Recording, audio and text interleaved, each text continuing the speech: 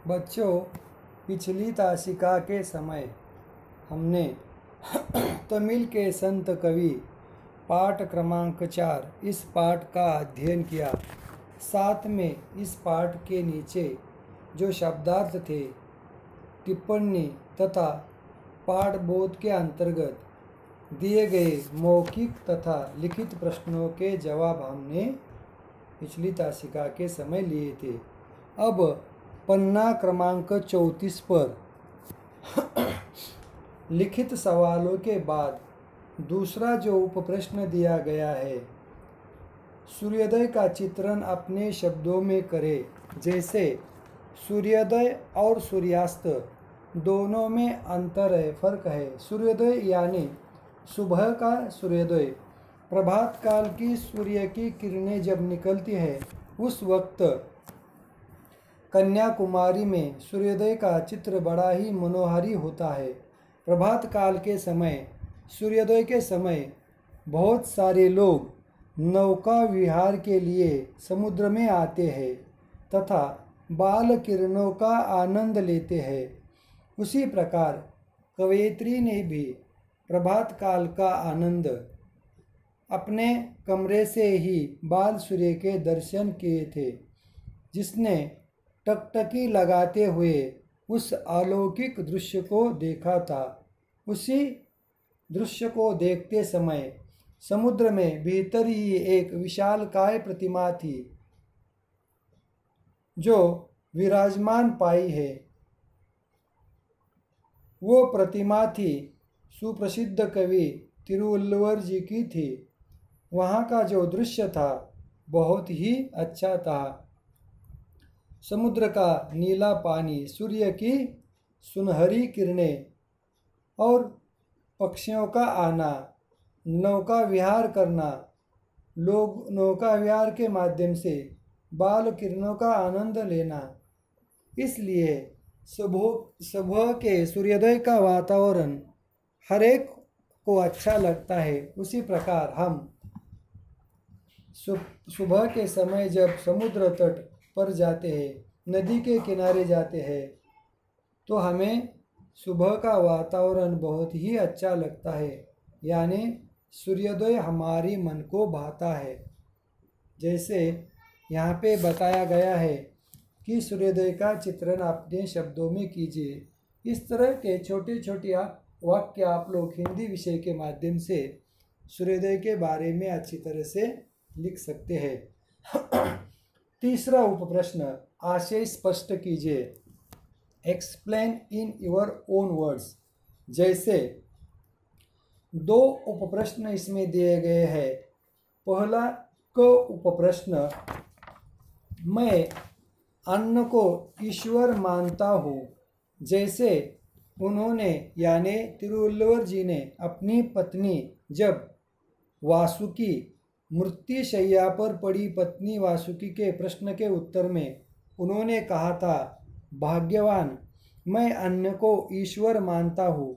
मेरी गलती से अन्न का जो दाना धरती पर गिरता है उसे मैं सुई से उठाकर कटोरी में धोता और फिर खा लेता, लेकिन आप तो ऐसी है कि बड़े ही सावधानी से भोजन परसती थी, जिसकी वजह से मुझे कटोरी और सुई का प्रयोग करने का अवसर ही नहीं आया।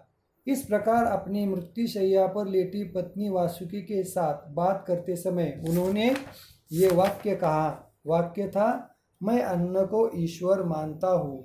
आगे का 3 के तीसरे प्रश्न में ख प्रश्न, जैसे निर्धनता ऐसा अभिशाप है जो मनुष्य के विनाश का कारण बनता है। निर्धनता ऐसा शाप है जो मनुष्य के विनाश का कारण बनता है। व्यावहारिकता और सहजता के माध्यम से लोक जीवन में सरलता से अपनाया जा सकता है।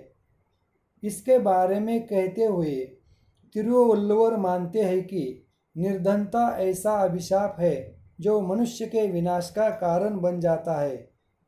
साथ ही साथ बिना धन के सद्गुणों को बनाए रखना भी कठिन होता है। इसका जिक्र उन्होंने अपने तिरुकुरल के माध्यम से कुरल लिखकर अपनी भाषा के विचार यहाँ पे उन्होंने लिखे हैं। उस वक्त उन्होंने कहा कि निर्धनता ऐसा अभिशाप है जो मनुष्य के विनाश का कारण बन जाता है, साथ ही साथ बिना धन के सद्गुणों को बनाए रखना भी कठिन है। यानी व्यावहारिकता और सहजता के लोक जीवन में उन्होंने कहा था कि बिना धन के रहना अभिशाप है और धन के साथ सद्गुणों को रखना भी कठिन है। इसका जिक्र उन्होंने तिरुकुरल इस ग्रंथ में किया है, कुरल के माध्यम से। आगे बढ़ते हम। सोचे और बताए सोचे और बताए क संगम स्थल से क्या तात्पर्य है? संगम स्थल से यह तात्पर्य है कि 3 नदियों का संगम, 3 सरोवरों का संगम तथा यहाँ पे भारत के दक्षिण छोर पर अरब सागर, हिंद महासागर तथा बंगाल की खाड़ी के संगम स्थल पर इस विराट प्रतिमा को स्थापित किया गया है। प्रतिमा है प्रस्तर की प्रतिमा तिरुवल्लुवर जी की है, जो बहुत ही इस संगम स्थल पर यानी अरब सागर, हिंद महासागर और बंगाल की खाड़ी में वो स्थापित की गई है, जिसे तिरुवल्लुवर जी का स्थान कितना अहम था इसकी जानकारी हमें यहाँ पे मिलती है।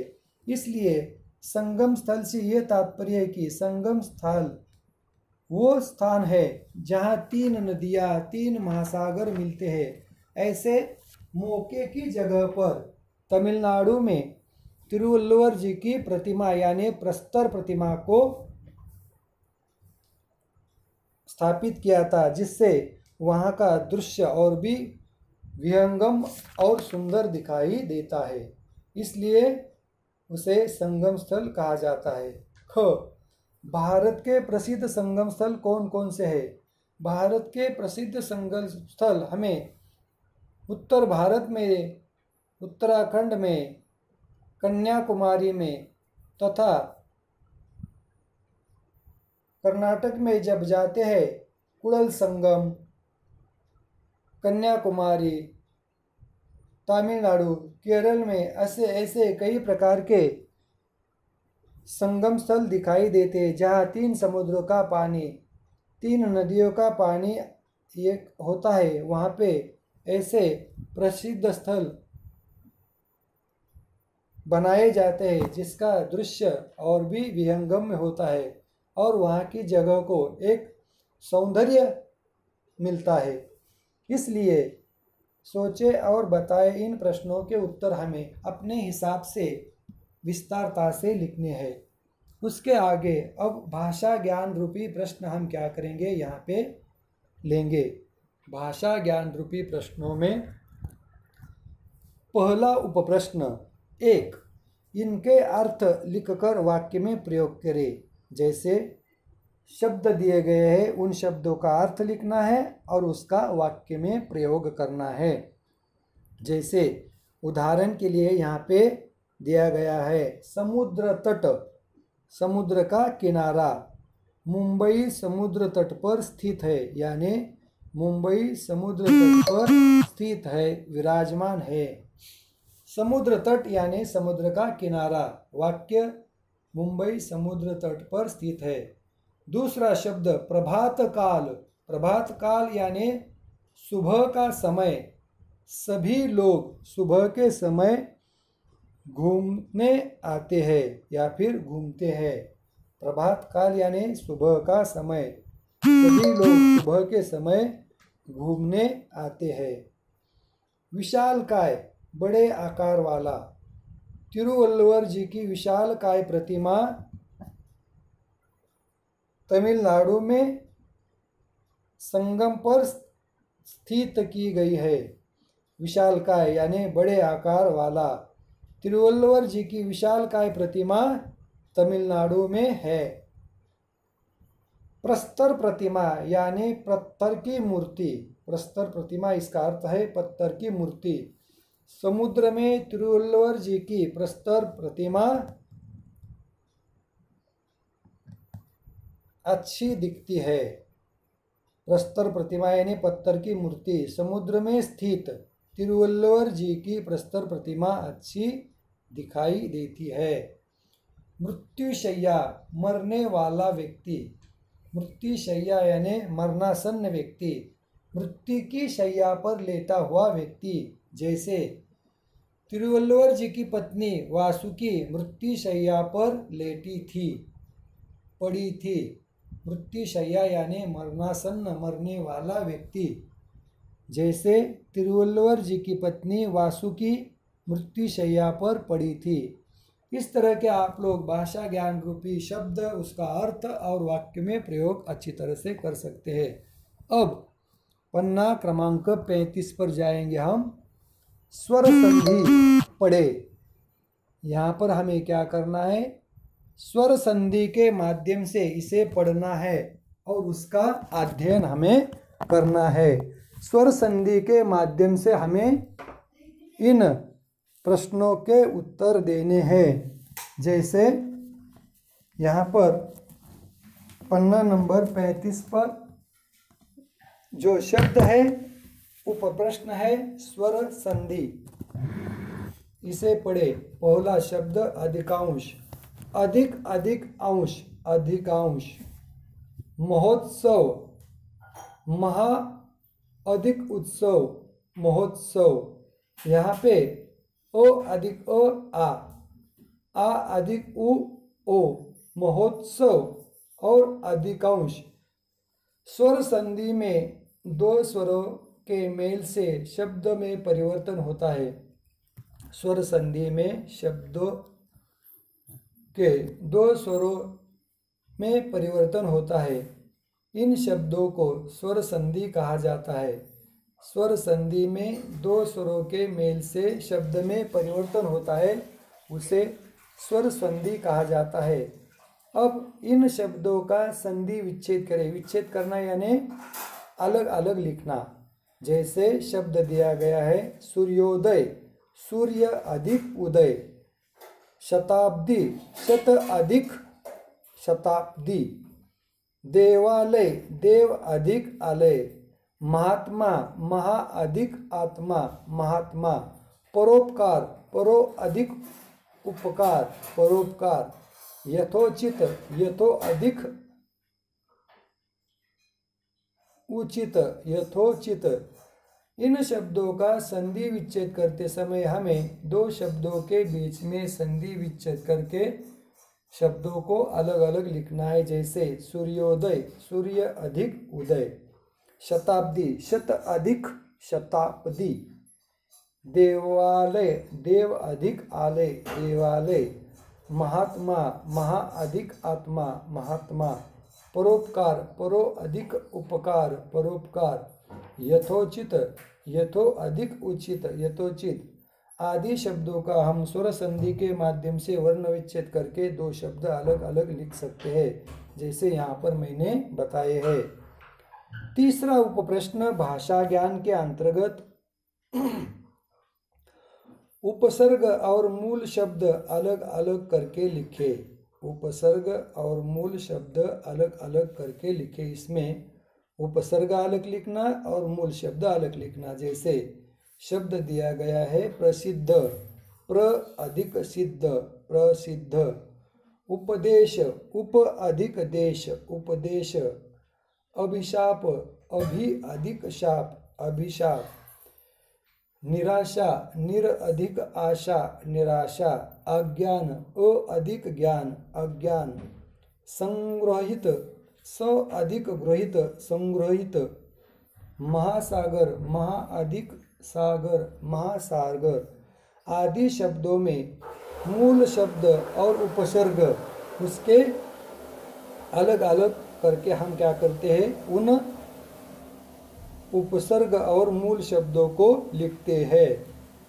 चौथा उपप्रश्न भाषा ज्ञान के अंतर्गत इन वाक्यांशों के लिए एक शब्द लिखे। जैसे वाक्यांश और उसके लिए एक शब्द। क, जो इस लोक का न हो, अलौकिक। जो इस लोक का न हो, अलौकिक। ख, स्थानीय या बोलचाल की भाषा, बोली भाषा। ग, जो ईश्वर को नहीं मानता हो, नास्तिक। घ, अच्छे गुण वाला, गुणी या फिर सतगुणी। ड, जहाँ दो बड़ी नदियाँ का समुद्र आकर मिलते हैं, जहाँ दो बड़ी नदियाँ या समुद्र आकर मिलते हैं उसे संगम कहते हैं। पन्ना पलटिए, आगे के पन्ने पे देखिए। 5वां उपप्रश्न, भाषा ज्ञान के अंतर्गत इन शब्दों की वर्तनी शुद्ध करे, राइट करेक्ट स्पेलिंग। अशुद्ध शब्द शुद्ध करके लिखिए। अंधकार, अंधकार। मछुआरो, मछुआरे। सूर्योदय, सूर्योदय, सूर्योदय। गृहस्थ, गृहस्थ। व्यावहारिकता, व्यावहारिकता। यानी इन शब्दों की वर्तनी को आपको शुद्ध करके लिखना है। जैसे यहाँ पे अंधकार यानी अ के ऊपर अनुस्वार है। मछुआरो, यहाँ पे मछु, छ के लिए पहला उकार है, मछुआरो। उसके बाद आगे के शब्द है जैसे सूर्योदय, गृहस्थ, व्यावहारिकता आदि शब्दों को हमें शुद्ध शब्द करके लिखना है, लिखवाना है। छठा उपप्रश्न, इन व्यंजनों के संयोग से बनने वाले शब्दों के तीन उदाहरण दे। इन व्यंजनों के संयोग से बनने वाले शब्दों के तीन उदाहरण दे। जैसे संयुक्त व्यंजन जो होते ना, क्ष, त्र, ज्ञ, श्र आदि से बने हमें क्या करना है, पहला उसका संयुक्त व्यंजन का आद्याक्षर लिखना है। उसके बाद शब्द, पहला शब्द, दूसरा शब्द, तीसरा शब्द। जैसे क्ष, क्षत्रिय, क्षेत्र, रक्षक। त्र, त्रिशूल, त्रस्त, नेत्र। ज्ञ, ज्ञान, ज्ञानी, विज्ञान। श्र, श्रावण, श्रवण, परिश्रमी आदि शब्दों के जो संयुक्ताक्षर होते हैं उनसे जो शब्द बनते हैं, इन शब्दों का हमें क्या करना है, लेखन करना है और उसका उच्चारण भी करना है। जैसे क्ष, त्र, ज्ञ, श्र ये चारों संयुक्ताक्षर कहलाते हैं क्योंकि इनका स्वरूप दो अक्षरों को मिलाकर बनता है। इसके बाद कुछ उपक्रम यहाँ पे दिए गए हैं कुछ करने को। यहाँ पर हमें संत कवि, संत कबीर, संत कवि कबीर और तिरुवल्लुवर जी की रचनाओं को तुलनात्मक भाव से पढ़ना है और लिखना भी है। जैसे संत कवि ने हिंदी साहित्य में उत्तर भारत में दोहे लिखे हैं, इसलिए उन्हें कबीर को उत्तर भारत का संत कहा जाता है। तिरुवल्लुवर जी जिन्होंने कुरल लिखे हैं, तिरुकुरल में उन्होंने छोटे छोटे दोहे के माध्यम से कुरल लिखे हैं, इसलिए तिरुवल्लुवर जी को दक्षिण भारत का संत माना जाता है। नवजात स्थिति में ही दोनों को अपने माता पिताजी ने त्याग दिया था और उन दोनों का पालन पोषण निसंतान पति पत्नी ने किया था जो वल्लुव जमात के थे। ये दोनों में साम्य है। इस तरह से छोटे छोटे वाक्य तिरुवल्लुवर और संत कबीर जी के माध्यम से आप लोग अच्छी तरह से लिख सकते हैं। उसके लिए आपको तमिल के संत इस पाठ को पढ़ना होगा।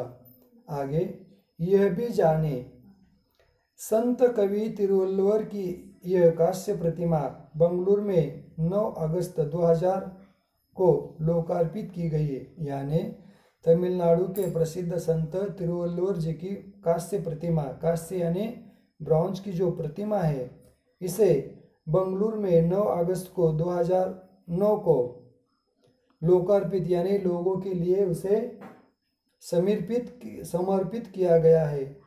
इसलिए कि तिरुवल्लुवर जी सामाजिक, व्यावहारिक तथा कुप्रथाओं के विरुद्ध उन्होंने अपने विचार लिखे थे। जैसे कबीर जी के दोहे थे, उसी प्रकार संत तिरुवल्लुवर जी ने भी अपने तमिल भाषा में छोटे छोटे तिरुवकुरल ग्रंथ में कुरल रचे थे। कुरल का अर्थ है छोटे दोहे और तिरु का अर्थ है श्री। इस तरह के छोटे छोटे शब्द सामाजिक व्यावहारिकता सद्गुणों को पाते हुए उन्होंने अपनी भाषा के माध्यम से लिखी थे। इसीलिए तमिलनाडु के प्रसिद्ध संत तिरुवल्लुवर जी के बारे में हमने इस पाठ में जानकारी ली। इस तरह से यहाँ पर हम रुकते हैं और साथ में 31 तारीख को हिंदी पेपर के माध्यम से, हिंदी यूनिट टेस्ट के माध्यम से जो आपके लिए चैप्टर्स रखे गए हैं, पहले 3, जैसे पहली कविता अपना देश सवारे हम, यादों के झरोखे से संस्मरण है और सजा ये कहानी है। इन 3, एक कविता और 2 पाठों का अध्ययन आपको करना है यूनिट टेस्ट फर्स्ट के लिए, यानी पहली इकाई के लिए इसकी तैयारी आपको करना है। और 31 तारीख को आपको जो प्रश्न पत्रिका भेजी जाएगी व्हाट्सएप के जरिए, यूट्यूब के लिंक के जरिए, उसका लेखन आपको आपकी नोटबुक में सुंदर हस्ताक्षरों में निश्चित क्रम से लिखना है। यहाँ पर हम रुकते हैं। धन्यवाद।